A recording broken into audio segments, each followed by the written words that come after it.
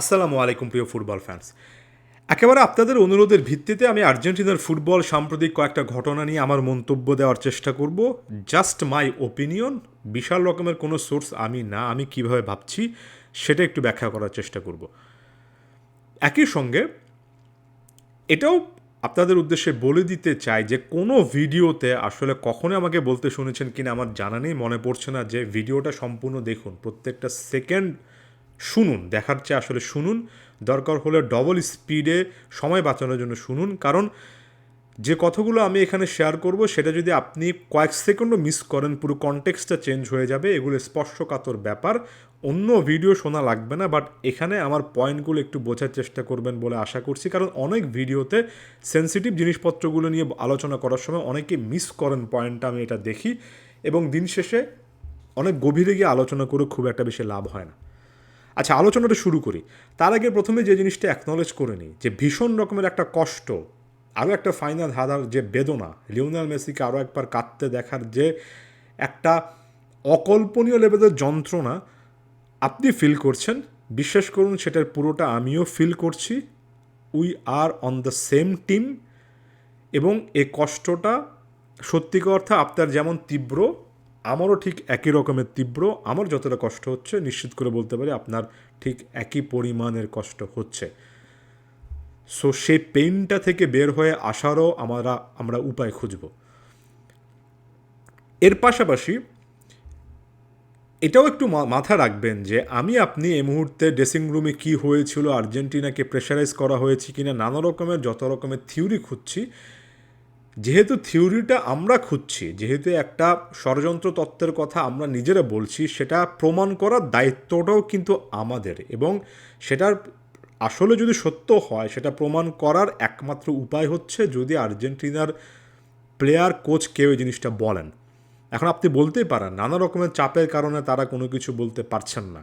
যদি না পারেন, যতক্ষণ পর্যন্ত না পারেন, যতদিন পর্যন্ত না পারেন, এমন কিছু ঘটলেও প্রমাণিত না হওয়া পর্যন্ত আমি আপনি কিছুই এখানে বলতে পারি না। সো আমি যদি বেনিফিট অফ ডাউট দিয়ে ধরেও নিলাম যে আপনাদের মনের মধ্যে অনেক তত্ত্ব আছে, সেটা যতদিন পর্যন্ত আপনি ভ্যালিডেট করতে না পারেন ততদিন পর্যন্ত এই টাইপের আলোচনা আপনাকে কোথাও আসলে দিন শেষে নেবে না, এবং সেটার কোনো স্বীকৃতি আপনি পাবেন না, সেটার কোনো সমাধান আপনি পাবেন না।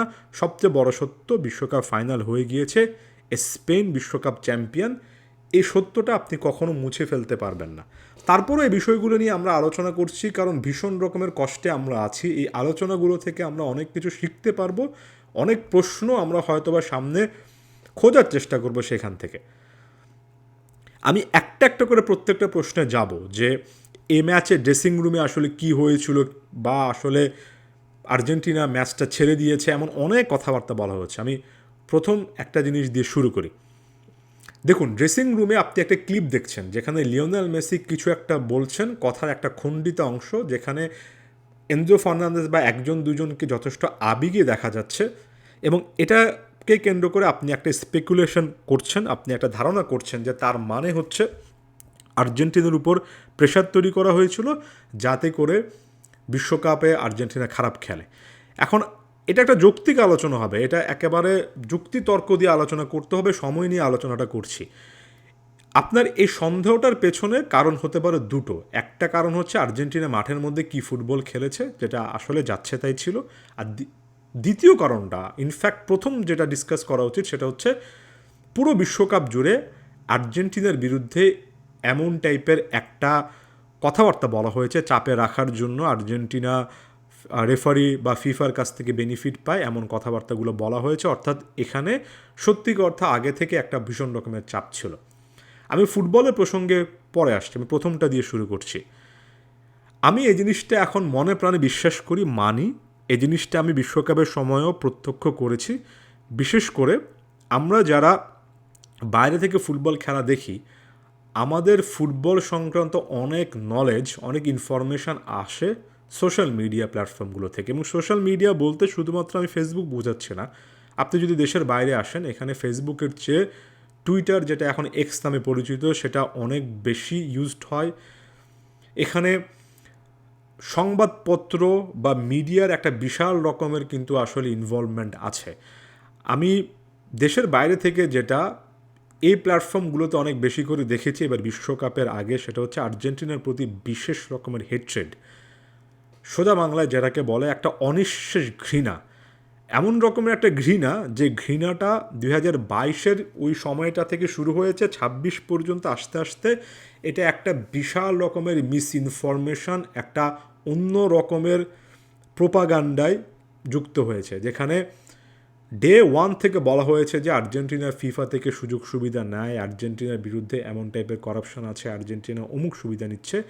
একটা মিথ্যা এত বেশিবার করে বলা, এত বেশি করে প্রচার করা, এবং সেটা শুধুমাত্র আমি আপনার মতো সাধারণ মানুষ নয়, বরঞ্চ বিভিন্ন প্ল্যাটফর্ম, বিভিন্ন পেজ, বিভিন্ন পেইড পিআর এজেন্সির মাধ্যমে এমনভাবে প্রকাশ করা যে মিথ্যা বলতে বলতে বলতে বলতে একটা সময় মনে হয় যে মিথ্যাটাই সত্য, একটা সময় মনে হয় যে এটাই আসলে হচ্ছে। এটা নিরপেক্ষ ফুটবল প্রেমীদের মনের মধ্যেও ডাউট তৈরি হয়েছে এবং তাদের মধ্যে একটা ভীষণ রকমের সন্দেহ তৈরি হয়েছে, এবং এটা খুবই ইন্টেনশনালি করা হয়েছে আর্জেন্টিনার ফুটবলের বিরুদ্ধে। কিছু অংশে মেসির প্রতি একটা অনিঃশেষ ক্ষোভ, জেলাসি, সেখান থেকে এটা এসেছে। আমি আপনি সকলেই জানি জেলাসিটা আসলে কেন তৈরি হয়। কিছু অংশে এটা অনেকটা ইউরোপিয়ান মিডিয়া ভার্সেস লাতিন মিডিয়ার একটা যুদ্ধ আমি দেখেছি, যেখানে আসলে লাতিন আমেরিকার ফুটবলকে ছোট করে দেখানোর সবসময় একটা প্রয়াস থাকে, যেটা শেষের দিকে এসে প্রকট আকার ধারণ করেছিল।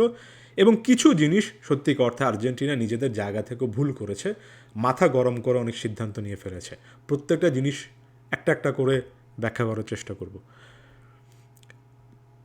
এটার পাশাপাশি ভূ রাজনৈতিক কয়েকটা ব্যাপার, কয়েকটা ধর্মীয় মিথ্যাচার, প্রোপাগান্ডা, এগুলো যুক্ত করে আপনি যখন একটা প্যাকেজ তৈরি করেন, আপনি যখন ফুটবলের সাথে রাজনীতি, ধর্ম এগুলোকে মিক্স করে একটা আলটিমেট প্যাকেট তৈরি করেন এবং সেটা বাজারে সেল করেন একটা ইনফরমেশান হিসেবে, তখন এটা খুব ভালো সেল হয়। আমরা দেখেছি আর্জেন্টিনার প্রতি হেট্রেড, ঘৃণাটা শুধুমাত্র লিওনেল মেসির সাফল্যের জন্য না, শুধুমাত্র একটা বিশ্বকাপ জয়ের জন্য না, এটার পাশাপাশি একটা ধর্মীয় রূপ এখানে দেওয়া হচ্ছে। যদিও একটা দেশের প্রেসিডেন্ট, প্রধানমন্ত্রী কি বলেন, তারা কি সিদ্ধান্ত নেন, তাদের ব্যক্তিগত মন্তব্য কি, সেটার সাথে গোটা দেশ, গোটা জনগণ কী টাইপের কথাবার্তা বলে, বিশাল রকমের পার্থক্য আছে। আপনি র্যান্ডম একটা দুইটা পার্সন দেখে কখনোই একটা পুরো গোটা জাতিকে জাজ করে ফেলতে পারেন না। তারপরেও যখন যেখানে যে ধর্মীয় প্রোপাগান্ডাগুলোকে ছড়ানো যায় সেটা ছড়ানো হয়েছে, বিশেষ করে আমাদের মতো এশিয়ান অঞ্চলগুলোতে, যেহেতু আমরা মুসলিম আইডেন্টিটি রিলেটেড ওই ধর্মীয় প্রোপাগান্ডাগুলো আর্জেন্টিনার বিরুদ্ধে এখানে দেয়া হয়েছে। যদিও এটার সাথে ফুটবলের কোনো সম্পৃক্ততা নেই। একজন লিওনেল মেসি, ইভেন একজন ক্রিস্টিয়ানো রোনালদো, একজন নেইমার জুনিয়র চাইলেও বৈশ্বিক রাজনীতি কন্ট্রোল করতে পারেন না। একটা লাতিন আমেরিকার মধ্যম সারির অর্থনীতির দেশ, যারা কিনা ইউরোপের বিশাল টাকার কাছে কোনো কিছুই না, যারা কিনা স্বাগতিক, যেখানে বিশ্বকাপ হয়েছে সেই দেশটার তুলনায় শক্তিমত্তে কিছুই না, তারা চাইলেও গোটা দেশের রাজনীতি, গোটা বিশ্বের রাজনীতি, বিশ্বের ধর্ম, ফিফা আয়োজিত বৈশ্বিক একটা টুর্নামেন্ট যেখানে এত এত টাকা খরচ করতে হয়, সেটা কন্ট্রোল করতে পারে না। এএফএ এমন একটা প্রতিষ্ঠান যারা 2018 সালে যখন বিশ্বকাপ খেলতে এসেছিল, তখন তারা যে প্লেনটা ভাড়া করেছিল সে প্লেনটার ফুয়েল চালানোর মতো, এবং একটা স্টেডিয়ামে যে সকল মানুষরা কাজ করেন সেই মানুষদের বেতন দেওয়ার মতো সামর্থ্য এএফএর ছিল না। লিওনেল মেসি নিজে থেকে অনেকবার পে করেছেন। এএফএ এখনও এমন একটা অ্যাসোসিয়েশন যারা ইন্টারন্যাশনাল ব্রেকে বিশাল বিশাল টিমের সাথে ম্যাচ আয়োজন করতে পারে না, কারণ একটা বিশাল কারণ হচ্ছে যে এটার জন্য যে পরিমাণ খরচ করতে হয়, যে পরিমাণ প্ল্যানিং লাগে এবং যে পরিমাণ আয়োজন লাগে, সেটার সামর্থ্য এখনও এএফএর নেই।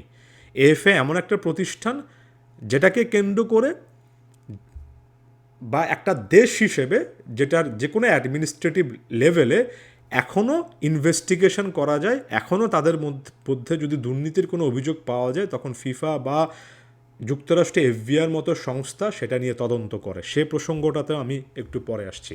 অর্থাৎ এখানে ক্লিয়ারলি এএফএ এমন কোনো জায়গাতে নেই, কখনোই ছিল না, ফুটবল ইতিহাসে কখনোই ছিল না, সামনে কখনোই থাকবে না, যেখানে তারা বিশ্বের এত এত বাঘা বাঘা দেশগুলোর সাথে টাকায় পাল্লা দিয়ে ফিফার মতো একটা প্রতিষ্ঠান কিনে ফেলবে। কেনা যদি যেত তাহলে আপনি যে দেশে বিশ্বকাপ আয়োজন করা হয়েছে তারাই হয়তো বা চ্যাম্পিয়ন হতে পারতো। আচ্ছা, সেটা যাই হোক, এরপরও এই মিথ্যাচারগুলো ছড়ানো হয়েছে, এই মিথ্যা কথাগুলো বারবার করে বলা হয়েছে।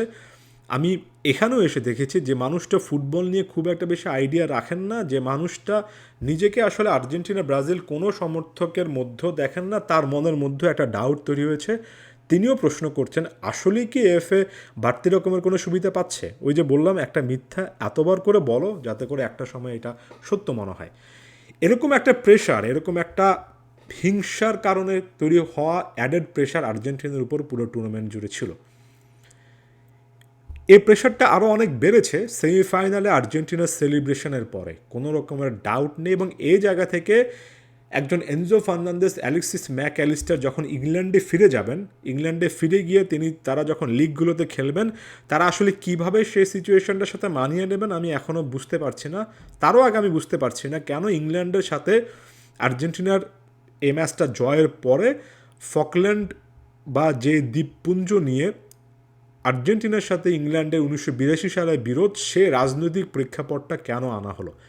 এ বিষয়গুলো নিয়ে জানতে হলে, কথা বলতে হলে আপনাকে ভূ রাজনীতি, আপনাকে সারা বিশ্বের ইতিহাস, এগুলো সম্পর্কে যথেষ্ট পরিমাণ সচেতন হতে হবে, ঘন্টার পর ঘন্টা পড়াশোনা করতে হবে। আমি আমার সীমিত জ্ঞান থেকে যতটুকু জানি, 1982 সালে আর্জেন্টিনার সাথে ইংল্যান্ডের অথবা ব্রিটেনের যে যুদ্ধটা হয়েছিল ফকল্যান্ড দ্বীপপুঞ্জ নিয়ে, সেটা স্টিল একটা অমীমাংসিত জিনিস। এটা আমি আমার স্টাডিতে এখানে এসে আমি ইংল্যান্ডের পক্ষে কথা বলবো নাকি আর্জেন্টিনার পক্ষে কথা বলবো, নাকি ওই দ্বীপপুঞ্জতে মালভিনাস আর্জেন্টিনা যেটাকে বলেন, কিংবা ফকল্যান্ডের মানুষরা কী চাই, কার পক্ষে কথা বলবো, এখন পর্যন্ত আমার পড়াশোনায় সেটা কনক্লুসিভ কোনো কিছু মনে হয় না।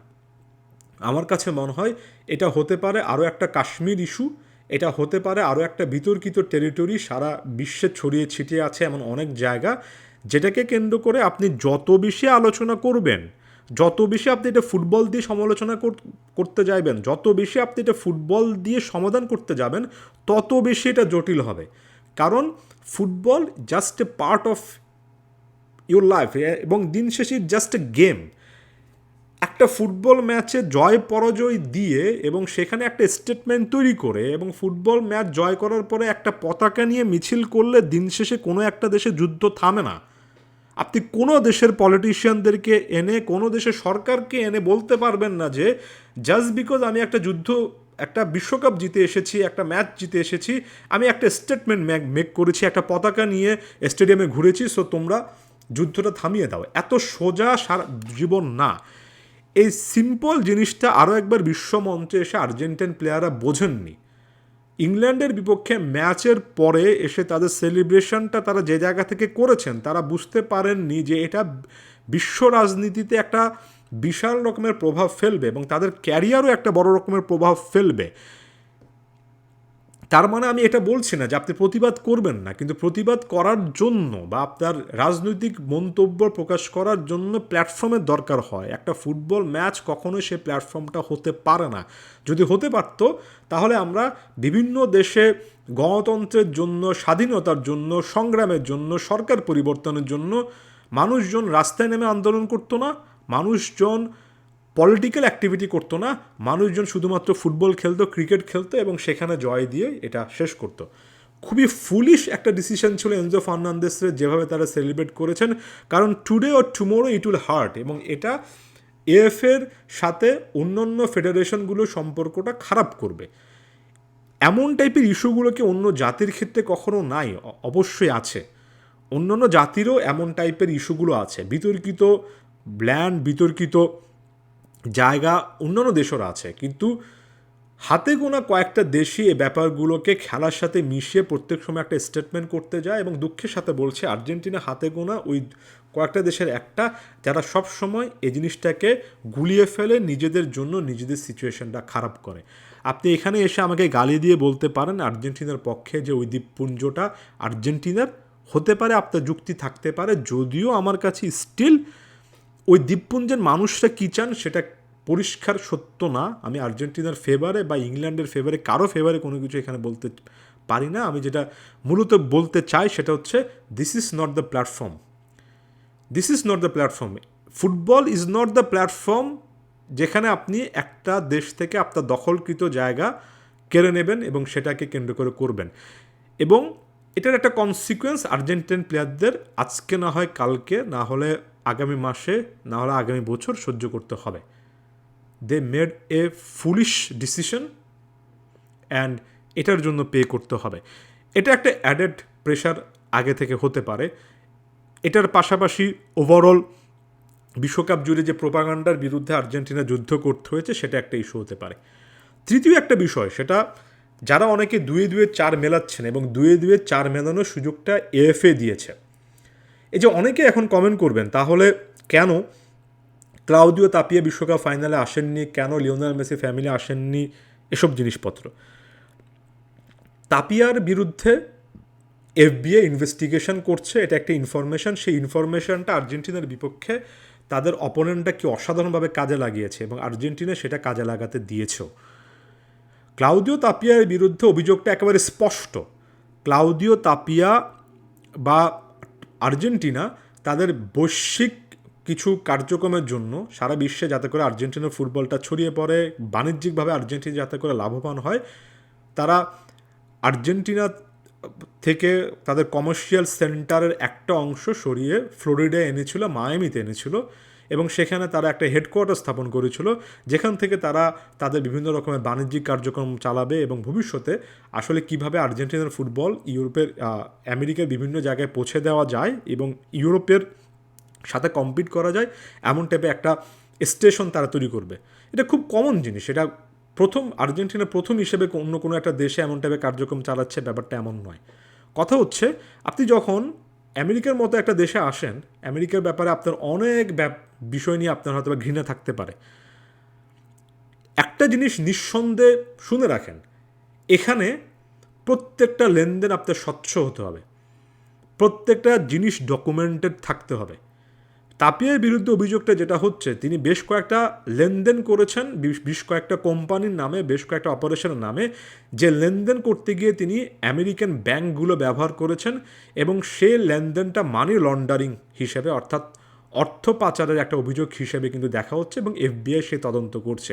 যে সকল ব্যাংকগুলো তিনি ব্যবহার করেছেন সেই ব্যাংকগুলোতে অ্যাকাউন্ট আমার মতো এই মুহূর্তে যুক্তরাষ্ট্রে থাকা একটা সাধারণ স্টুডেন্টও আছে, যেখানে আমি সামান্য আর্জেন্টিনার তুলনায় সামান্য একটা ট্রানজ্যাকশান করি, যেটা আমি স্কলারশিপ বা বেতন হিসেবে পাই, সেই ট্রানজ্যাকশানটা করি। আমার এই কয়েকশো ডলারের ট্রানজ্যাকশান করতেও বা একটা ন্যূনতম পেমেন্ট করতে হয়, প্রত্যেক সময় পেপার ওয়ার্ক করতে হয়, মাস শেষে ক্রেডিট কার্ড বলেন, ব্যাংক অ্যাকাউন্ট বলেন, প্রত্যেকটা ডিটেলসের হিসাব রাখতে হয়, প্রত্যেকটা পেপারে সাইন করতে হয়, সকল কিছু করতে হয়। প্রক্রিয়াটা এতটা স্বচ্ছ। সেখানে ক্লাউদিও তাপিয়া আর্জেন্টিনার একটা বাণিজ্যিক শাখা আমেরিকাতে নিয়ে এসে সেখানে বিভিন্ন রকমের লেনদেন করবেন এবং সেখানে স্বচ্ছতার যদি কোনো একটা ঝামেলা থাকে, এফবিআই বা কেউ তদন্ত করবে না, এটা অবিশ্বাস্য রকমের। কালকে আমার মতো মানুষ যদি আমেরিকাতে বসে অল্প কয়েক হাজার ডলারের লেনদেনে এদিক সেদিক করা হয়, আমার মতো মানুষের বিরুদ্ধে তদন্ত করার এবং সকল রকমের ইনফরমেশান বের করার সব রকমের প্রযুক্তি, সব রকমের সিস্টেম এ দেশটার আছে। সেখানে তাপিয়ার বিরুদ্ধে অভিযোগ করা হয়েছে যে বিশাল একটা অ্যামাউন্ট, যেটা আসলে এএফের নামে, এএফের বিভিন্ন অ্যাক্টিভিটির নামে আদান প্রদান করা হয়েছে ব্যাংক অ্যাকাউন্টের মাধ্যমে আমেরিকান, সেটা কাইন্ড অফ মানি লন্ডারিং। এখানে আসলে অ্যাক্টিভিটি বা কাজকর্মের মধ্যে স্বচ্ছতা খুঁজে পাওয়া যায়নি। এটা কি ফুটবল রিলেটেড কোনো কিছু, মাঠের ফুটবলের কিছু? অফকোর্স মাঠের ফুটবলের না। এটা কি শুধুমাত্র এএফের সাথে আমেরিকার কোনো ইস্যু? এখানে আমেরিকার গভর্নমেন্টেরও কোনো কিছু না। কারণ যেটা কেউ বলে না, বাংলাদেশের মিডিয়া যেটা খুঁজে বের করার চেষ্টা করে না, সেটা হচ্ছে ক্লাউদিও তাপিয়ার বিরুদ্ধে একই রকমের অভিযোগ খোদ বুয়েনোস আইরেসে আছে, আর্জেন্টিনায় আছে। আপনি একটাবার সার্চ করে দেখেন গুগলে, আর্জেন্টিনার বুয়েনোস আইরেসে তাদের রাজধানীতে একটা আদালতে তাকে কর ফাঁকির অভিযোগের জন্য তলব করা হয়েছে। শুধুমাত্র তাকে না, এএফএকে তলব করা হয়েছে। অর্থাৎ আর্থিক অনিয়মের অভিযোগ খোদ আর্জেন্টিনার আদালত তাপিয়ার বিরুদ্ধে করছে। এটা অবাক হওয়ার কোনো কিছু নেই যে যুক্তরাষ্ট্র প্ল্যান করে তাপিয়াকে ফাঁসানোর জন্য কোনো কিছু এখানে করছে। যেই প্রেসিডেন্ট তার নিজের দেশে এমন টাইপের অভিযোগের মুখে আছেন, তিনি আমেরিকার মতো একটা জায়গা যেখানে সিস্টেমটা এত বেশি ক্রিস্টাল ক্লিয়ার, সেখানে যদি কোনো আনডকুমেন্টেড লেনদেন করেন সেটার জন্য বিপদে পড়বেন না, এটা ভাবার কোনো কারণ নাই। সো এগুলো নিয়েও এএফএ বা চিকি তাপিয়া, ক্লাউদিও তাপিয়া ভীষণ রকমের চাপের মুখে আছেন। এই চাপের মুখে থেকে, এফবিআইয়ের তদন্তের মুখে থেকে তিনি বিশ্বকাপ ফাইনাল অ্যাটেন্ড করবেন আমার কাছে কখনোই মনে হয়নি। আমার কাছে আবার এই জিনিসটাও মনে হয়নি যে দিন শেষে এই অভিযোগ থেকে খুব সহজে তিনি নিস্তারও পারছেন। এটা আর্জেন্টিনার ফুটবল ইমেজের জন্য মারাত্মক রকমের খারাপ হয়েছে। কারণ কি? কারণ আপনি প্রতিপক্ষকে একটা সুযোগ দিয়েছেন। প্রতিপক্ষ তাপিয়া বা এএফের কর্মকর্তাদের বিরুদ্ধে আনা এই অভিযোগটাকে আর্জেন্টিনা ফিফাকে কিনে নেওয়ার জন্য ডলার খরচ করেছে, সেখানে ধরা খেয়েছে, এমন মুখরোচক সংবাদ হিসেবে প্রকাশ করেছে। এই সুযোগটা তারা পেয়েছে। কি সোশ্যাল মিডিয়া, কি ফেসবুক বলেন, কি বাংলাদেশ বলেন, কি কোনো একটা আরব দেশ বলেন, কি ইউরোপের কোনো একটা দেশ বলেন, তারা গোগ্রাসে এমন টাইপের মুখরোচক সংবাদ মেসি হেটার, আর্জেন্টিনা হেটারদের বিরুদ্ধে কাছে পরিবেশন করেছেন। তারা গোগ্রাসে গিলেছেন, এটাকে রেফারেন্স হিসেবে ব্যবহার করেছেন। অফকোর্স আনফর্চুনেট, ওই এফবিআই তদন্তে মেসির টিম আর্জেন্টিনা মাঠের ফুটবলের কোনো রকমের সংশ্লিষ্টতা নেই। এ মোমেন্ট পর্যন্ত ফুটবল নিয়ে কোনো অভিযোগ নেই। ব্যক্তিবর্গের ট্রানজ্যাকশনের বিরুদ্ধে অভিযোগ আছে, এএফের ট্রানজ্যাকশনের বিরুদ্ধে অভিযোগ আছে। তারপরও তারা যে সুযোগটা দিয়েছেন, তারা যে এই অস্বচ্ছতাটা রেখেছেন বা নিজেদেরকে ডিফেন্ড করতে তারা যে পেরেছেন বা ব্যর্থ হয়েছেন, এটার কারণে যে লুপহোলটা তৈরি হয়েছে সেটা দিয়ে কিন্তু মোটামুটিভাবে বাজারে এই আলাপটা ছড়ানো গিয়েছে যে আর্জেন্টিনাতে সমস্যা আছে, তারা দুর্নীতিপরায়ণ। এখানেও আমি এএফএ একটা বিশাল রকমের দোষারোপ দেখি। এরপর আমি এরপরের প্রসঙ্গটাতে চলে আসি। এই যে ম্যাচটা পুরোপুরি পাতানো হয়েছে, ম্যাচটাতে আর্জেন্টিন প্লেয়াররা একেবারেই চেষ্টা করেননি, এটা সোর্স হিসেবে বলা হচ্ছে সম্ভবত আন্দেজ ডুকা নামক একজন জার্নালিস্টের কথা দেখছি। এবং আমি নির্দিষ্ট করে বলতে পারি যারা এই রেফারেন্সগুলো ব্যবহার করছেন তারা ওই সাংবাদিক বা ওই পার্সোনালিটির নাম জীবনে কখনো শুনেননি। শুধুমাত্র কেউ একজন এটা পোস্ট করেছেন একটা নাম হিসেবে, এখন তাদেরকে বিশাল একটা মিডিয়া ব্যক্তিত্ব হিসেবে দেখানোর চেষ্টা করছেন। এটা যদি সত্য হয়, এ ব্যাপারটা যদি সত্য হয় যে হচ্ছে লিওনেল মেসিদের উপর চাপ তৈরি করা হয়েছিল, তারা ইচ্ছাকৃতভাবে ফাইনালটা বাজে খেলেছেন, এমন টাইপের যদি একটা অভিযোগ হয়, একটা জিনিস মাথায় রাখবেন, আমাকে যত রকমের আপনার ঘৃণা হয় সেটা একপাশে সরিয়ে রেখে, আবেগটা একপাশে সরিয়ে রেখে মাথায় রাখবেন এই জিনিসটা বলা। আমি যদি কালকে সকালবেলা উঠে একটা কারো বিরুদ্ধে অভিযোগ করি, আমি যদি বলি যে হচ্ছে ফর এক্সাম্পল আপনি একটা করাপশন করেছেন, আপনি একটা দুর্নীতি করেছেন, আপনি একটা খারাপ কাজ করেছেন, অভিযোগটা যেহেতু আমি করছি, প্রমাণ করার দায়িত্ব আমার, এটা আপনার প্রমাণ করার দায়িত্ব না। আমি যদি এখন কোনো একটা থানায় গিয়ে, কোনো একটা কোর্টে গিয়ে আপনার বিরুদ্ধে অভিযোগ করি যে আপনি আমার থেকে অমুক টমুক জিনিস বলে ঘুষ নিয়েছেন, কোটি টাকা দুর্নীতি করেছেন, আপনাকে সরাসরি গিয়ে থানা থেকে বা কোর্ট থেকে তলব করবে না। এভিডেন্স খোঁজা হবে, এভিডেন্সটা আমাকে প্রোভাইড করতে হবে। এবং আমি যদি এভিডেন্স প্রোভাইড করতে না পারি, আমি যত রকমের চিল্লাচিল্লি করি থানার সামনে গিয়ে, কোর্টের সামনে গিয়ে, কেউ আমার অভিযোগটা আমলে নেবেন না। আপনি তাই এ মুহূর্তে দাঁড়িয়ে ম্যাচটা আর্জেন্টিনা চাপের মুখে পাতানো ম্যাচ খেলেছে, চেষ্টাই করেনি, যত কিছু বলেন না কেন, আপনি যতদিন পর্যন্ত এটা প্রমাণ করতে না পারছেন তথ্য প্রমাণের ভিত্তিতে, এটা যদি সত্য হয়, ধরে নিলাম আপনার কথা সত্য, তাও কিন্তু কোনো জায়গাতে আপনি এমন টাইপের একটা আর্গুমেন্টে জিতে আসতে পারবেন না। কোনো কিছুই আপনাকে মানসিকভাবে ওই শান্তিটা দেবে না। অ্যালেক্সিস ম্যাকঅ্যালিস্টারের বাবার আমি একটা ইন্টারভিউ দেখছিলাম, যেখানে তাকে আর্জেন্টিনার সাংবাদিক প্রশ্ন করেছিলেন এবং তিনি বলেছিলেন যে এমন যদি কোনো কিছু হতো, তার ছেলে তাকে বলতো তার কাছে মনে হয় না এমন কোনো কিছু হয়েছে। যে ঘটনাটা ঘটেছে, আমি জানি না লিওনেল মেসি ওই মোমেন্টে কী বলছিলেন, সেটার কনটেক্সট কী ছিল। লিও মেসি কি ওই মোমেন্টে বলছিলেন যে তিনি আসলে আর্জেন্টিনা জার্সিতে আর খেলবেন না, সেটা দেখেও তার প্লেয়ারে ইমোশনাল হতে পারেন। অনেক জায়গায় আর্জেন্টিনার বেশ কয়েকজন অফটাইক সাংবাদিক, একটা দলের মধ্যে একটা বাকবিতণ্ডা হয়েছে, একজন দুজন প্লেয়ার একে অপরের সাথে একটা কথা লড়াই ধরেছেন, সেটাকে একটা কারণ হিসেবে দেখাচ্ছেন, সেটাও একটা কারণ হতে পারে।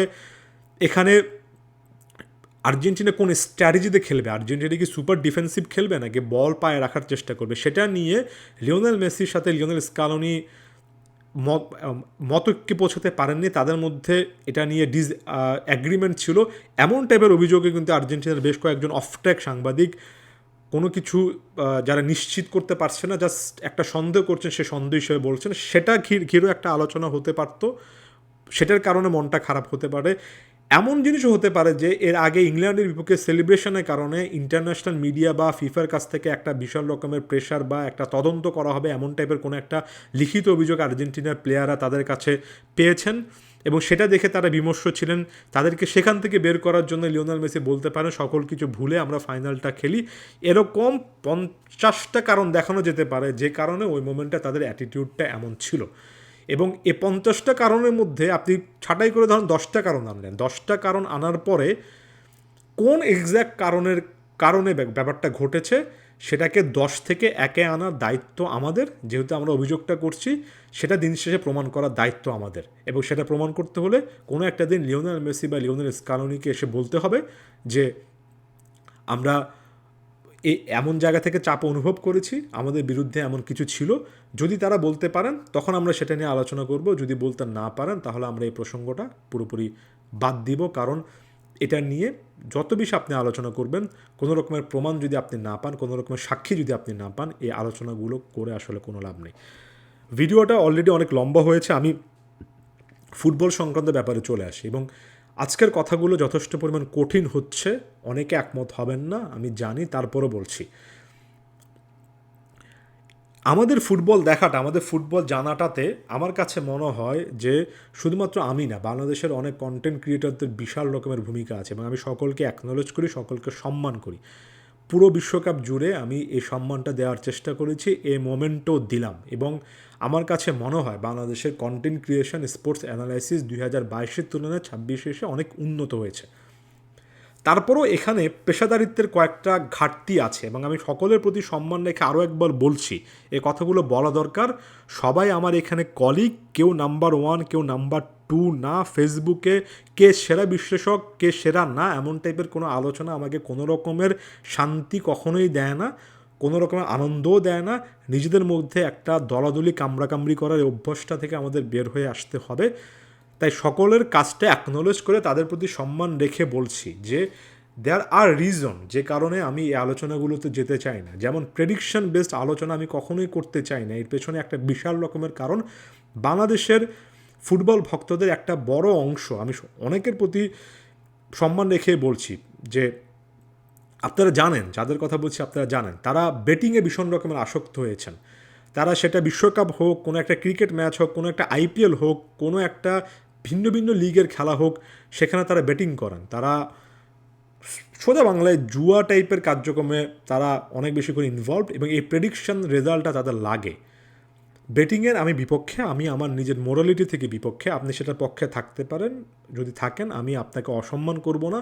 বাট আমার কাছে মনে হয় একজন ফুটবল অ্যানালিস্টের কাজ দিন শেষে প্রেডিকশন করা না। একজন ফুটবল অ্যানালিস্টের কাজ হচ্ছে জাস্ট অ্যানালাইসিস করা। একজন ফুটবল বিশ্লেষককে জ্যোতিষী হওয়া লাগবে না, তাকে সত্যিকার অর্থে অ্যানালাইজ করার অ্যাবিলিটি তার মধ্যে থাকতে হবে। আমরা এত বেশি প্রেডিকশন গেমে এবারে বিশ্বকাপে চলে গিয়েছি যে প্রেডিকশন করার একটা ভীষণ রকমের টেনশনের ব্যাপার এটা যে এখানে একটা পপুলারিটিও মেনটেন করতে হয়। অনেক সময় পপুলার কথা বলতে হয়, অনেক সময় কঠিন কোনো একটা কথাবার্তা না বলে বাস্তব কথা বলতে হয়। যেমন এই মুহূর্তে দাঁড়িয়ে আমি আর্জেন্টিনার ফুটবল নিয়ে যে কথাগুলো বললাম সেটা কোনো পপুলার কথা হতে পারে না। আপনি কমেন্ট বক্সে একটু দেখে আসেন, দেখবেন যে এখানে 50 জন মানুষ এসে নেগেটিভ কথা বলে গিয়েছেন, আমার সাথে একমত হনইনি। বরং এর বাইরে আমি যদি বলতাম যে না, আর্জেন্টিনার বিরুদ্ধে চিটিং হয়েছে, আর্জেন্টিনাকে প্রেশারাইজ করা হয়েছে, ফিফা থেকে প্রেশারাইজ করা হয়েছে, কোনো দেশের প্রধান প্রেশারাইজ করেছেন, এই কন্টেন্টটা অনেক ভিউ হতো, এই কন্টেন্টটা মানুষজন গোগ্রাসে গিলে নিত। কিন্তু একজন অ্যানালিস্ট হিসেবে আপনার কাজ পপুলার হওয়া না, আপনার কাজ আপনার নিজের কাজকে কতজন মানুষ ভিউ করলো, কতজন মানুষ লাইক করলো সেটা দিয়ে জাজ করতে পারেন না। আপনার কাজটা খুবই সিম্পল, কোনো একটা জিনিস তথ্য প্রমাণের ভিত্তিতে বিশ্লেষণ করা। যখন তথ্য প্রমাণ নেই তখন বলা আমার কাছে এটা নিয়ে কোনো কনক্লুসিভ এভিডেন্স নেই। প্রত্যেকটা জিনিসে দিন শেষে আপনার কাছে একটা উপসংহার থাকতে হবে, এমন টাইপের ধারণা থেকে বের হয়ে আসে বলতে পারাটা যে এই জিনিসটা আমি জানি, এই জিনিসটা আমি জানি না। যেহেতু আমরা অনেক বেশি করে পপুলার ওপিনিয়ন দিয়েছি পুরো বিশ্বকাপে, যা সাধারণ মানুষ শুনতে চায় সেটাই শুনিয়েছি। এখানে ভীষণ রকমের সমস্যার জায়গা যেটা হয়েছে সেটা হচ্ছে আর্জেন্টিনা যে পুরো বিশ্বকাপে কি ভীষণ রকমের সাফার করছে, এটা আমরা আমাদের অডিয়েন্সকে প্রপারলি বোঝাতে পারিনি। আমাদের অডিয়েন্সে একটা বড় অংশ আমরা কিভাবে ফুটবল অ্যানালাইজ করি সেখান থেকে আসেন, ওই অংশটাকে আমরা একেবারে এই জিনিসটা বোঝাতে পারিনি যে আর্জেন্টিনা কীভাবে স্ট্রাগল করছে। সুইজারল্যান্ডের বিপক্ষে ম্যাচের পর আমি যখন বলেছি যে স্কালোনি হ্যাড নো ক্লু, আমি ফুটবল অ্যানালিস্ট হিসেবে বলেছি যে স্কালোনির কাছে আসলে কোনো ক্লু নেই, এবং স্কালোনি বাট আর্জেন্টিনা অ্যান্ট্যাঙ্গেল অবস্থায় হাঁসফাঁস করছে, রীতিমতো হাঁসফাঁস করছে। একটা জয়ের পরে আমি যদি এসে বলি যে brilliant analysis tactics by Scaloni, অসাধারণ, সব কিছু অসাধারণ অসাধারণ, এটার অনেক ভিউ হবে, অনেক মানুষ দেখবে, আর্জেন্টিনার ফ্যান বেজে সবাই রীতিমতো অনেক আনন্দিত হবে, কিন্তু এটা প্রপার সত্যটা বিয়ার করে না। যেটা প্রপার সত্য আমার কাছে বিশ্বকাপে 22 বিশ্বকাপের তুলনায় আর্জেন্টিনা যথেষ্ট আন্ডার পারফর্ম করেছে।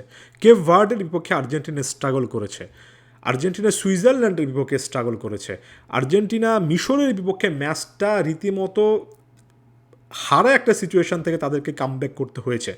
ইংল্যান্ডের বিপক্ষে ম্যাচটাতে এসে আর্জেন্টিনার বেটার ফুটবল আমরা দেখেছি, কারণ ট্যাকটিক্যালি টমাস টুখেল সেটব্যাক করার চেষ্টা করেছেন, প্রচুর স্পেস দিয়েছেন এবং সেই স্পেসটা আর্জেন্টিনা কাজে লাগিয়েছে।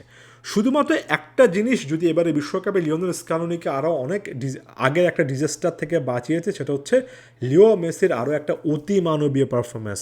আমার কাছে 2022 বিশ্বকাপের পারফরমেন্সকে ছাপিয়ে ইন্ডিভিজুয়ালি কোনো একটা বিশ্বকাপে career best performance Lionel Messi দিয়েছেন। এত বড় ক্যারি জব, এত বড় ক্যারির করার মাধ্যমে গেম কিল করে আসা, প্রত্যেক ম্যাচে ডিসাইডিং ফ্যাক্টর হওয়া আমি এর আগে কোনো টুর্নামেন্টে দেখিনি। লিওনেল মেসি অভাবনীয় কাজগুলো করেছেন বলেই আমরা কিন্তু ওভারলুক করে গিয়েছি যে স্কালোনি এখানে কতটা স্ট্রাগল করছেন।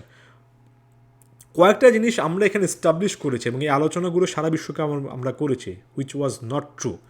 প্রথম জিনিসটা, আর্জেন্টিনা প্রথম 70-80 মিনিট দেখে খেলে, তারপর শক্তি সঞ্চয় করে এবং লাস্ট 10-15 মিনিট শক্তিটা পুরোপুরিভাবে ব্যবহার করে। শক্তি সঞ্চয় করার মতো কোনো কনসেপ্ট ফুটবলের ট্যাকটিক্যাল বুকে আমি জীবনে কখনো পড়িনি। ভবিষ্যতে ফুটবল অ্যানালাইসিস কিংবা ফুটবল কোচিংয়ের কিছু জিনিসের ট্রেনিং নেওয়ার ইচ্ছা আছে। আমার কাছে মনে হয় না যে কোচিং ম্যানুয়ালের কোনো জায়গাতে 70-80 মিনিট ধরে শক্তি সঞ্চয় করে পরে 10-15 মিনিট পূর্ণাঙ্গভাবে শক্তি ব্যবহার করা এমন টাইপের কোনো কনসেপ্ট আছে। এটা আপনি বলতে পারেন যে একটা হাফে আমরা একটু হলেও সেটব্যাক করেছি, একটু হলেও ডিফেন্সিভ খেলেছি, শেষের দিকে এসে আমরা আমাদের গেমটা কিল করে আসার চেষ্টা করেছে। কিন্তু যেভাবে আর্জেন্টিনা খেলেছে 70-80 মিনিট পর্যন্ত স্ট্রাগল করার পরে তারপর 10-15 মিনিট সবাইকে নামিয়ে দেওয়া, এখানে আমরা গেম কনটেক্সটটা, একটা যে ম্যাচের পরিস্থিতি ব্যাখ্যা করে আমরা কথাটা বলিনি। মিশরের বিপক্ষে ম্যাচে আর্জেন্টিনা এভাবে খেলেছে, কেপ ভার্ডের বিপক্ষে তো স্ট্রাগল করে করেই 3-2 শেষ পর্যন্ত করলো। ইজিপ্টের বিপক্ষে ম্যাচে আর্জেন্টিনা এভাবে শেষ 10-15 মিনিটে এসে এই অকল্পনীয় কাজগুলো করেছে। আর্জেন্টিনার কাছে কি অন্য কোনো অপশান ছিল? আপনি যখন 2-0 গোলে পিছিয়ে থাকেন, আপনি কোচ হলে আপনি কী করবেন? আপনি কোচ হলে আপনি এটাই করবেন, আপনি একই সঙ্গে আলভারেজ, লাউতারো সকলকে নামিয়ে দেওয়ার চেষ্টা করবেন, তাই না? সেটাই হয়েছে এবং খুবই বেসিক একটা জিনিস স্কালোনি ট্রাই করেছেন। লিও মেসি অভাবনীয়ভাবে ম্যাচটা বের করে এনেছেন। এখানে শক্তি ধরে রেখে শেষ 10-15 মিনিটের স্ট্র্যাটেজি, ট্যাকটিক্যাল এত ডেপথের কিছু ছিল না। সুইজারল্যান্ডের বিপক্ষে ম্যাচে ওই যে বারবার করে যেটা বলছিলাম যে আর্জেন্টিনার কোচের কোনো ক্লু এখানে ছিল না। আর্জেন্টিনা বল পায়ে রেখে খেলেনি, একটু পরে আসছি কেন বল পায়ে রেখে খেলেনি। সুইজারল্যান্ডের বিপক্ষে ম্যাচে সুইজারল্যান্ড 1-1 করে ফেলেছিল, ম্যাচটা সুইজারল্যান্ড ডমিনেট করেছিল। এমবোলো হুট করে একটা মারাত্মক ভুলে রেড কার্ড দেখলেন, তারপরে ম্যাচটা আর্জেন্টিনার জন্য ইজি হয়েছে। তারপরে এসে আর্জেন্টিনা ম্যাচটা 120 মিনিটে শেষ করে আসতে হবে সে অপশানে গিয়েছে এবং শেষের দিকে একসাথে আলভারেজ, ফ্লাকো লোপেজ এবং লাউতারোকে নামিয়েছেন। কারণ কি? কারণ হচ্ছে স্কালোনির কাছে তখন মনে হয়েছে তাদের একজন মানুষ কম, তারা ডিফেন্সই করছে, তারা অ্যাটাকই করছে না। স্কালোনি তখন সাহস পেয়েছেন ডিবক্সে একাধিক প্লেয়ার রাখার, একাধিক স্ট্রাইকার রাখার, এবং সেখান থেকে এসে তারা ম্যাচটা বের করে আনতে পেরেছিল। ওয়ান্স এগেন খুবই টিপিক্যাল একটা অ্যাটিটিউড এখানে স্কালোনির। একটাই পজিটিভ পয়েন্ট যে তিনি যথেষ্ট সাহস দেখাতে পেরেছেন, বাট এমন কিছু না, কোনো স্পেশাল ট্যাকটিক্স না যেটার মাধ্যমে ম্যাচটা বের করে আনা। ইংল্যান্ডের বিপক্ষে ম্যাচটাতে কী হলো? ইংল্যান্ডের বিপক্ষে ম্যাচটাতে আর্জেন্টিনা 1-0 গোলে পিছিয়ে ছিল এবং 1-0 গোলে পিছিয়ে থাকা সিচুয়েশনে 75 মিনিটের পরে টমাস টুখেল যেটা করলেন সেটা হচ্ছে বলটা ছেড়ে দিলেন এবং তিনি বিলিভ করলেন যে 5জন ডিফেন্ডারকে নামিয়ে তিনি যদি সুপার লো ব্লক খেলেন তাহলে আর্জেন্টিনা গোল বের করে আনতে পারবে না। এই সময়টাতে স্কালোনির কাছে কী করার ছিল? একটা জিনিসে যে স্কালোনিকে গোল করে ফিরতে হবে। গোল করানোর জন্য তিনি একই সঙ্গে আলভারেজ লাউতারোকে রাখলেন। যেহেতু অনেকটুকু পেছনে সরিয়ে ইংল্যান্ড খেলছে সেহেতু লিওনেল মেসিও দেখলেন যে তার রাইট উইংয়ে সরে গিয়ে আরও একবার স্পেস তৈরি করার ব্যাপার আছে। লিও মেসি রাইট উইংয়ে সরে গিয়ে লাউতারোকে দিয়ে একটা ক্রস করে গোলটা করলেন। এখানে টমাস টুখেল ট্যাকটিক্যালি একটা বাজে সিদ্ধান্ত নিয়েছেন এবং সেই সিদ্ধান্ত ইউটিলাইজ করে লিওনেল স্কালোনি ওই কাজটাই করেছেন যে কাজটা ম্যাক্সিমাম টাইমে কোচটা করেন। It was not a part of the game plan. যদি টমাস টুখেল এতটা সেটব্যাক না করতেন স্কালোনি অফকোর্স এতটা তেরেফুরে আক্রমণ করতেন না। কিন্তু এই ব্যাপারটাকে আমরা এমন বড় একটা ট্যাকটিক্যাল পয়েন্ট বানিয়েছি, এমন বড় একটা স্ট্র্যাটেজি আর্জেন্টিনার গেম প্ল্যান বানিয়েছি যেখান থেকে আসলে আমরা নিজেরা বের হতে পারিনি। সুইজারল্যান্ডের বিপক্ষে ম্যাচটা আপনারা আরও একবার দেখবেন। আমার প্রত্যেকের প্রতি রিকোয়েস্ট, আপনারা আরও একবার দেখার চেষ্টা করবেন সুইসদের বিপক্ষে আর্জেন্টিনা কী পরিমাণ বল লুজ করেছে, কী পরিমাণ বল হারিয়েছে। কেপ ভার্ডের বিপক্ষে ম্যাচটা দেখবেন, কেপ ভার্ডের বিপক্ষে আর্জেন্টিনার মিডফিল্ডাররা কতগুলো ভুল পাস খেলেছে। আমি এর আগে বিশ্বকাপ চলাকালীন সময়েও বলেছি যে যেটা আর্জেন্টিনার ফুটবলকে অসাধারণ বানিয়েছে সেটা হচ্ছে প্রতিপক্ষ 3-4জন প্লেয়ার মিলে আর্জেন্টিনার 2জন প্লেয়ারকেও যদি প্রেস করতেন তারা বল উইন করতেন না। একটা সময় মনে হতো এনজো ম্যাকের মতো প্লেয়ার, ডিপলের মতো প্লেয়ারকে প্রেস করাটা মানে একটা বাজে সিদ্ধান্ত, তারা বল লুজ করবেন না। কিন্তু সেই প্লেয়াররাই বিশ্বকাপে এত বল লুজ করেছেন। সুইজারল্যান্ডের মতো বিপক্ষে, কেপ ভার্দের বিপক্ষে মতো প্রতিপক্ষের বিরুদ্ধে যখন এত বল লুজ করেছেন তখন বিশ্বকাপের মাঝপথে এসে স্কালোনির মতো কোচও বলছেন যে আমার মিডফিল্ডাররা টাইট স্পেসে বল পাবেন এবং বল লুজ করবেন, তাদেরকে 3-4জন মিলে ঘিরে ধরবেন, এই জিনিসটা আমি চাচ্ছি না। অর্থাৎ স্কালোনি নিজে এখানে বলেছেন যে তার মিডফিল্ডাররা যেহেতু বল পায় খুব বেশি স্বাভাবিক বোধ করছেন না, সেহেতু তিনি চান না যে বল পায়ে থাকুক। এটা কি বিলিভ করা যায়, এটা কি মানা যায় যে আর্জেন্টিনা যারা বল পায়ে সবচেয়ে অসাধারণ ফুটবল খেলে সেখানে কোচ বাধ্য হয়েছেন এমন একটা স্ট্র্যাটেজিতে যেতে যেখানে বল পায়ে না থাকলেও চলবে, কারণ তিনি জানেন তার মিডফিল্ডাররা বল পায়ে আগের মতো টাইট স্পেসে ফরওয়ার্ড করতে পারেন না, তাদের হয় ব্যাকপাস খেলতে হয় অথবা বল লুজ করতে হয়। বারবার করে বিশ্বকাপ জুড়ে বলেছি, এখনও বলছি, এই এনজো ফার্নান্দেস, এই Mac Allister and of course Rodrigo De Paul 22-এর এনজো ম্যাক রড্রিগো ডিপলের লেভেলটাতে নাই এবং খুবই আনফর্চুনেটলি স্কালোনি এটা বিশ্বকাপের মাঝখানে এসে বুঝেছেন, এমন সিচুয়েশনে বুঝেছেন যখন তার আসলে তার স্ট্র্যাটেজি, তার ট্যাকটিক্স একেবারে চেঞ্জ করা ছাড়া কোনো কিছুই করার ছিল না। যে পরিমাণ বল রড্রিগো ডিপল এখন লুজ করেন আর্জেন্টিনার মতো একটা দলের মিডফিল্ডে আসলে তারা সুযোগ পাওয়া উচিত কিনা সেটা নিয়ে আপনি কথাবার্তা বলতে পারেন।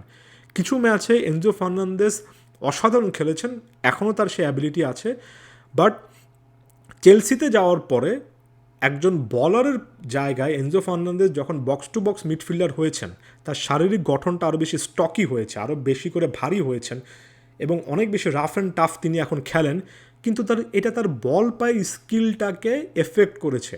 বিশ্বকাপে ম্যাক অ্যালিস্টারের কয়েকটা মুভমেন্ট, কয়েকটা ড্রিবলিং, কয়েকটা ওয়ান টাচ দেখলে 22-এ আমার কাছে মনে হতো না যে এটা কি ম্যাক অ্যালিস্টার নাকি লিওনেল মেসি। দুজনেরই হাইট কাছাকাছি ছিল, দুজনেরই বুটের কালার একই রকম ছিল। মাঝে মাঝে আমি বুঝতাম না যে এই যে সফট টাচটা, ওয়ান টাচটা ছেড়েছেন, হালকা একটা ফেইন্ট বা ড্রিবলিং করেছেন, এটা কি লিওনেল মেসি করেছেন নাকি ম্যাক অ্যালিস্টার করেছেন।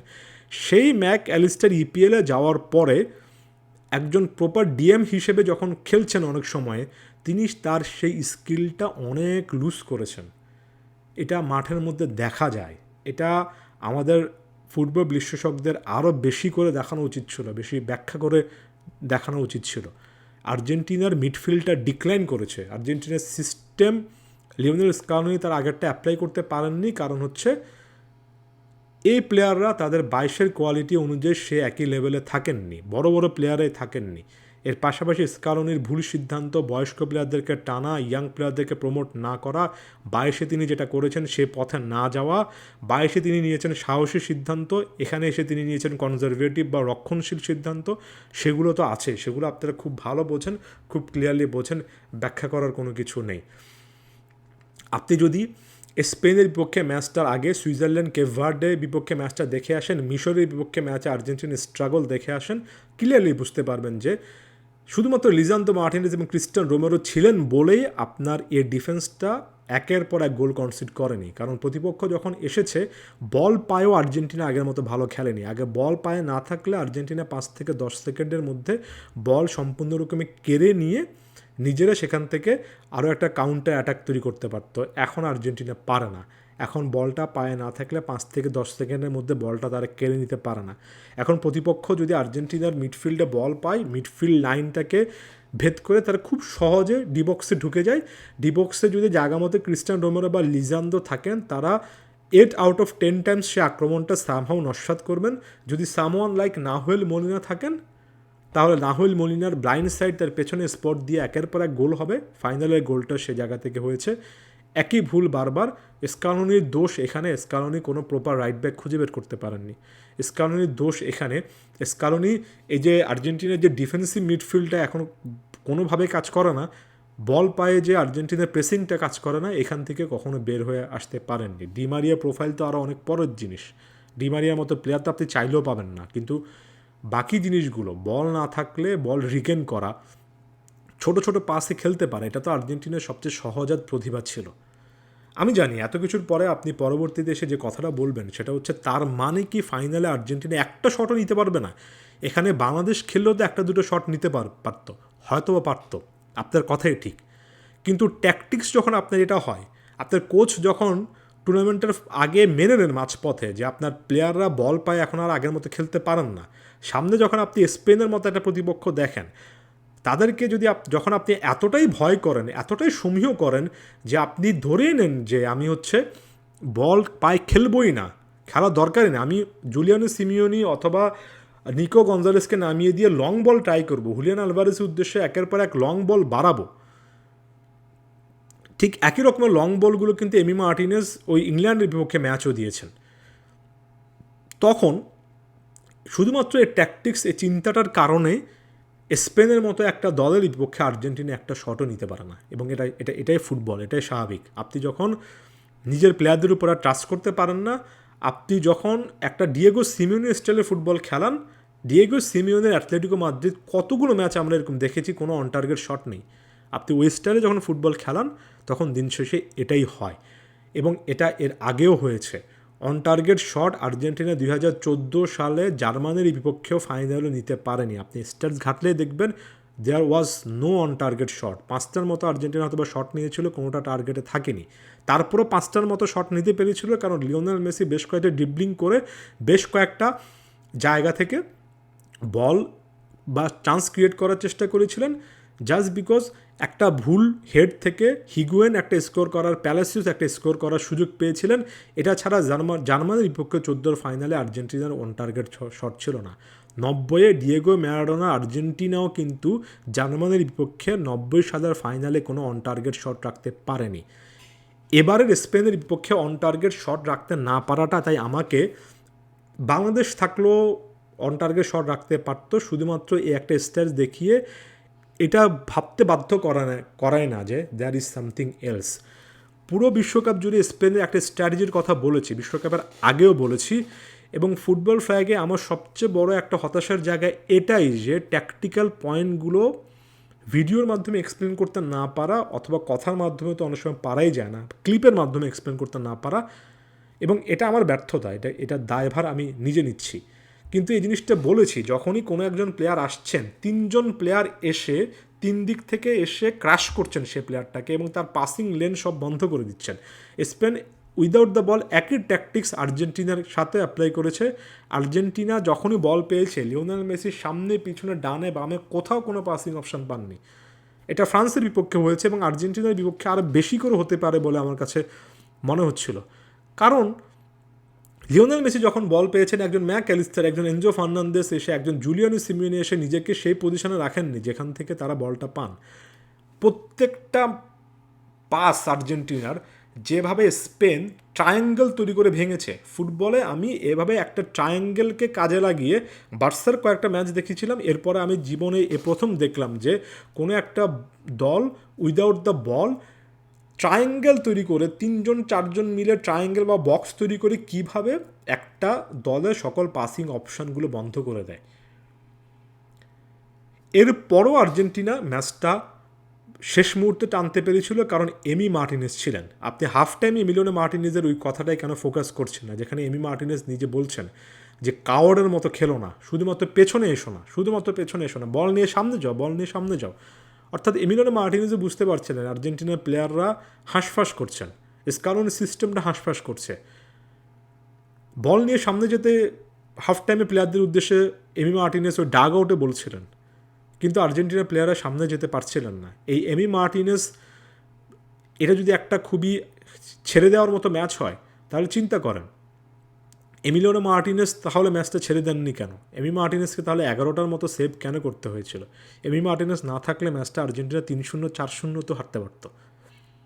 ম্যাচটা আমি যখন আরও একবার দেখি আমার কাছে মনে হয় যে আর্জেন্টিনা সামহাও দুটো কারণে, এক এমিলিয়ানো মার্টিনেজ এবং দ্বিতীয়ত স্পেনে কিল করার মতো প্লেয়ারের অভাব আছে। স্পেনের ফাইনাল থার্ডে ফিনিশিংয়ের সমস্যা আছে, গেমটা কিল করতে না পারার একটা যে অ্যাবিলিটির ঘাটতি আছে, এই কারণে এটা আরও একটা ডিজাস্টার হয়নি। নাহলে এটা বিশ্বকাপ ফুটবলের সবচেয়ে বড় ডিজাস্টার হতো। এটা স্কোর লাইনের দিক থেকেও বিশ্বকাপ ফুটবলের সবচেয়ে ডিজাস্টারাস ফুটবল হতো, কারণ লিওনেল স্কালোনির আর্জেন্টিনা তাদের আইডেন্টিটি অনুযায়ী খেলেনি। লিওনেল স্কালোনির আর্জেন্টিনা কোনো জায়গা থেকে এবারে বিশ্বকাপে ট্যাকটিক্যালি এমন কিছু করেনি যেখান থেকে তারা আসলে ম্যাচ বের করে আনতে পারে। আপনি জাস্ট লিওনেল মেসিকে এই দলটা থেকে বাদ রাখেন, লিওনেল মেসির ইম্প্যাক্টে দল থেকে তুলে নেন, এই আর্জেন্টিনা দলটা someone like Cape Verde round of 32, round of 16 যদি বিদায় নিত, কোনো রকমের অভিযোগ করার কোনো সুযোগই থাকতো না।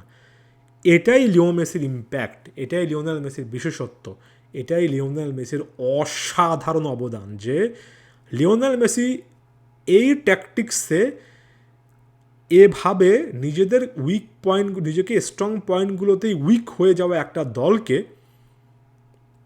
ফাইনাল পর্যন্ত টেনে আনতে পারেন। উইদাউট লিওনেল মেসি এই দলটা সত্যিকার অর্থে কোয়ার্টার ফাইনাল খেলার মতো পারফরমেন্স ছিল না। এই দলটাতে কোচের যখন তিনি মাঝপথে এসে বুঝেছেন যে প্লেয়াররা আগের জায়গাতে নেই, কি ফিটনেস বলেন, কি বল পাই স্কিল বলেন, কি বল পায়ে না থাকলে মুভমেন্ট প্রেসিং বলেন, আগের জায়গাতে নেই, যখন কোচ বুঝেছেন, তখন লিওনেল মেসি ছিলেন বলেই এ দলটা ফাইনাল পর্যন্ত এসেছে। বিশ্ব ফুটবলে কোনো একজন ইন্ডিভিজুয়াল পারফর্মারের সর্বকালের অন্যতম সেরা পারফরমেন্স ছিল লিও মেসি, যেভাবে ক্যারি জব করে এ দলটাকে ফাইনাল পর্যন্ত তুলেছেন। এটাকে আমি 2014 সাবেলার সাথেও কম্পেয়ার করবো না, কারণ 2014 সালে সাবেলা সত্যিকার অর্থে কম্প্যাক্ট একটা ডিফেন্স তৈরি করেছেন।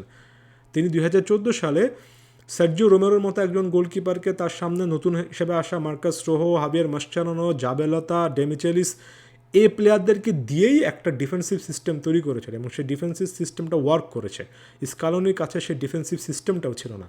প্রত্যেকটা কাউন্টার অ্যাটাক থেকে আর্জেন্টিনা গোল কনসিড করতো, যদি না লিজান্দ্রো এবং রোমেরো এতটা অসাধারণ না খেলতেন।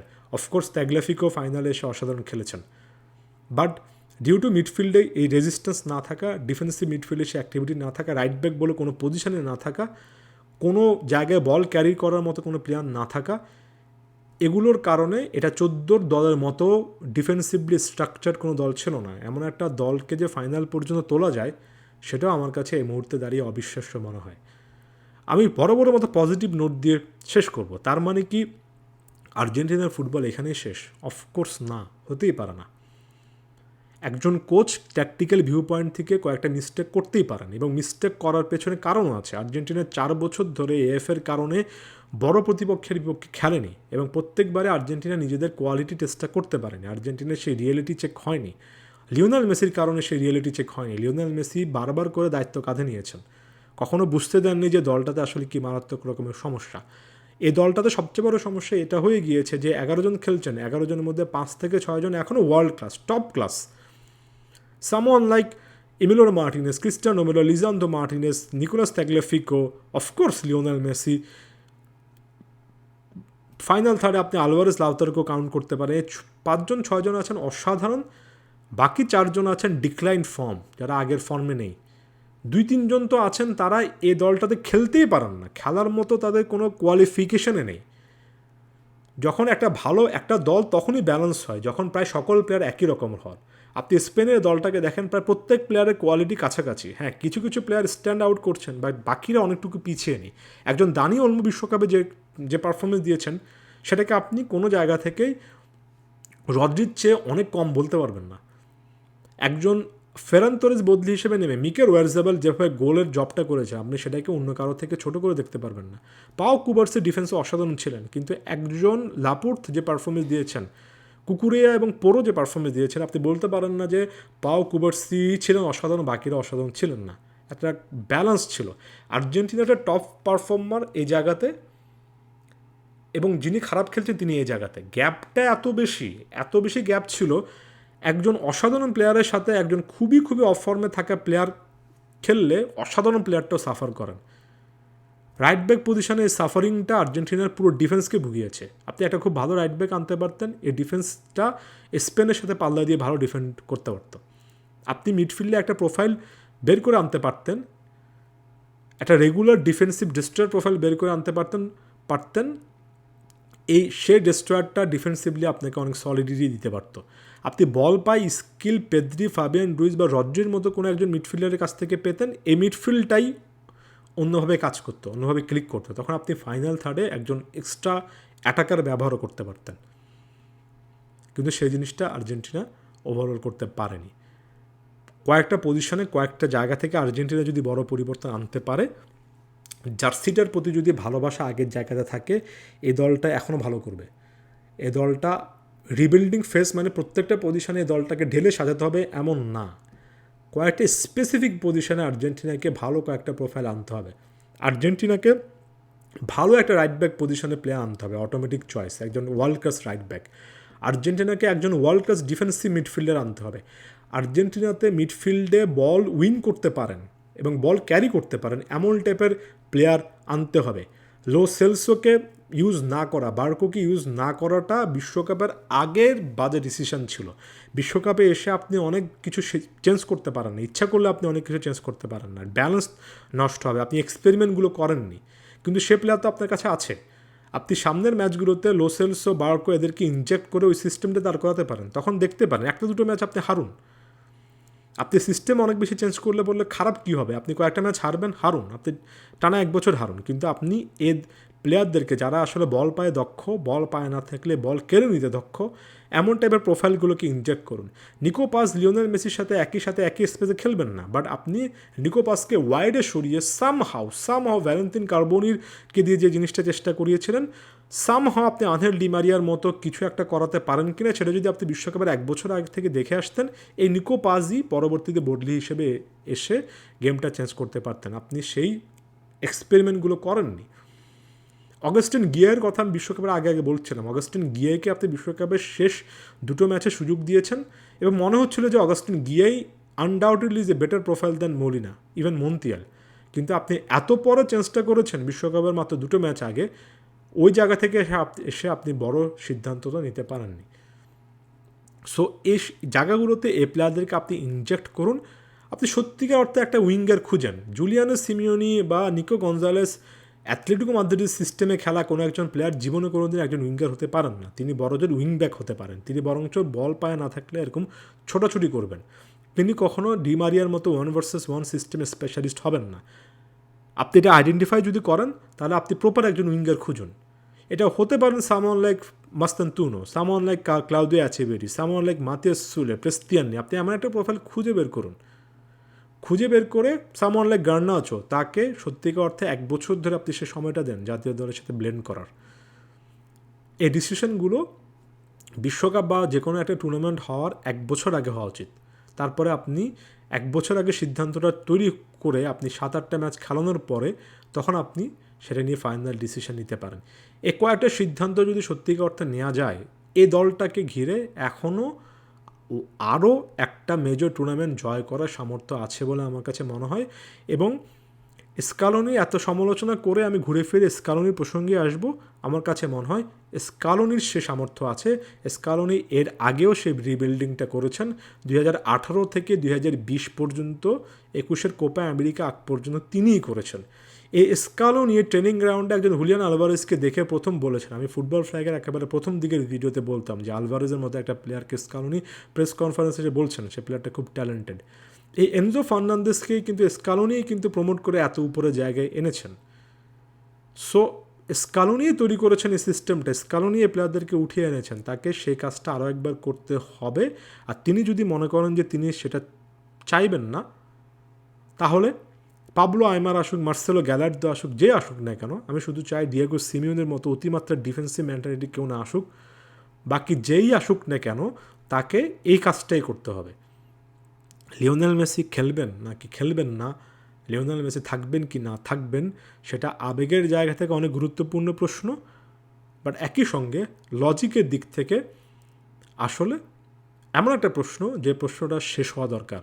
কারণ লিও মেসি চাইলে আপনাকে আজীবন সার্ভিস দিতে পারবেন না, আপনাকে লিওনেল মেসি ছাড়াও চিন্তা করতে হবে। লিওনেল মেসি যদি আরও একটা কোপা বা বিশ্বকাপও খেলার সিদ্ধান্ত নেন, তারপরেও লিও মেসিকে ছাড়া আপনার একটা সিস্টেম তৈরি করতে হবে। কারণ আমরা পুরো বিশ্বকাপে দেখেছি 39 বছর বয়সে একজন প্লেয়ারকে দিয়ে আপনি এক সপ্তাহের মধ্যে 3টা 120 মিনিটের ম্যাচ খেলাচ্ছেন। ইট ইজ ফিজিক্যালি ইম্পসিবল, এটা একটা বয়সের পরে এসে আর সম্ভব না। সো লিওনেল মেসি থাকুন কিংবা না থাকুন, এই সিদ্ধান্তগুলো এই জায়গা থেকে নিতে হবে। এবং এখানেই আমি আর্জেন্টিনার ফুটবলের উত্তরণের পথ দেখাই। আমার কাছে মনে হয় না যে বিশাল সব কিছু পরিবর্তন করে ঢেলে সাজিয়ে প্রত্যেক পজিশনে প্লেয়ার আনতে হবে। আমার কাছে মনে হয় 2 থেকে 3টা পজিশন, বড় জোর 4টা জায়গায় 4টা নতুন প্রোফাইল যদি এই দলটার সাথে আনা যায় এবং এই দলের কোরটা ঠিক রেখে যদি ট্যাকটিক্সটা চেঞ্জ করা যায়, আর্জেন্টিনা যদি আরও একবার ডিসাইড করে উইল ডমিনেট, আমরা 3-0 হেরে আসি কিন্তু আমরা বল পাই, ফুটবল খেলবো, আমরা ছোট ছোট পাসে প্রতিপক্ষের ডিবক্সে ঢোকার চেষ্টা করব, আমরা সুইজারল্যান্ডের মতো একটা দলের বিপক্ষে আমরা এই টাইপের স্ট্রাগলটা করতে রাজি না। আমরা কেপ ভার্ডের মতো একটা দলকে বল দিয়ে বলবো না যে তোমরা বল নিয়ে খেলো, আমরা লো ব্লকের ডিফেন্স করব। এই মেন্টালিটিটা পরিবর্তন করে আর্জেন্টিনা যদি তাদের সহজাত আক্রমণাত্মক ফুটবলে খেলতে আসতে পারে এবং এখানে 3-4টা প্রোফাইল ইনজেক্ট করতে পারে, এটা স্কালোনি অফকোর্স এতক্ষণে বুঝেছেন এই দলটাতে সামওয়ান লাইক রড্রিগো ডিপলের যুগ দিন শেষ, এই দলটাতে সামওয়ান লাইক ম্যাক অ্যালিস্টার এমনকি এনজো ফার্নান্দেস আর অটোমেটিক চয়েস নন। এটা যদি স্কালোনি আরও একবার আইডেন্টিফাই করতে পারেন, তাহলে এই আর্জেন্টিনার দল উইদাউট লিওনেল মেসি স্টিল আরও একটা বৈশ্বিক টুর্নামেন্ট ভালো করতে পারে। এখন ফাইনাল জিতবে কি না জিতবে সেটা পরের ব্যাপার, বাট আমি বিলিভ করি ফাইনালে উঠলে এই লেভেলের ফুটবল খেলবে না, অথবা ফাইনালে উঠতে এত স্ট্রাগল, এত লিও মেসির অতিমানবীয় পারফরমেন্স প্লাস ভাগ্যের ছোঁয়া প্লাস একই সঙ্গে ডিবক্সে 3জন প্লেয়ারকে রেখে এইসব জিনিসপত্র করা লাগবে না। সহজাত football, free flowing attacking football খেলে, ওয়েল কন্ট্রোল ফুটবল খেলে আর্জেন্টিনা ম্যাচগুলো শেষ করে আসতে পারবে। শুধুমাত্র 3 থেকে 4টা পজিশনে এই পরিবর্তনটা দরকার। আমি জানি এই ভিডিওটা ফুটবল ফ্ল্যাগের এর আগে সকল ভিডিওকে ছাপিয়ে গেছে। আমি একটা জিনিস দেখতে চাই যে আপনারা আসলে কতক্ষণ এই ভিডিওটা দেখতে পেরেছেন। আমার এত বছরে ফুটবল দেখার অভিজ্ঞতা, ফুটবল যতটুকু আমি বুঝি, অন্তত কয়েক হাজার ভিডিও বানাতে স্টাডি করতে কিছুটা হলেও ধারণা হয়েছে আর্জেন্টিনার ফুটবলকে নিয়ে।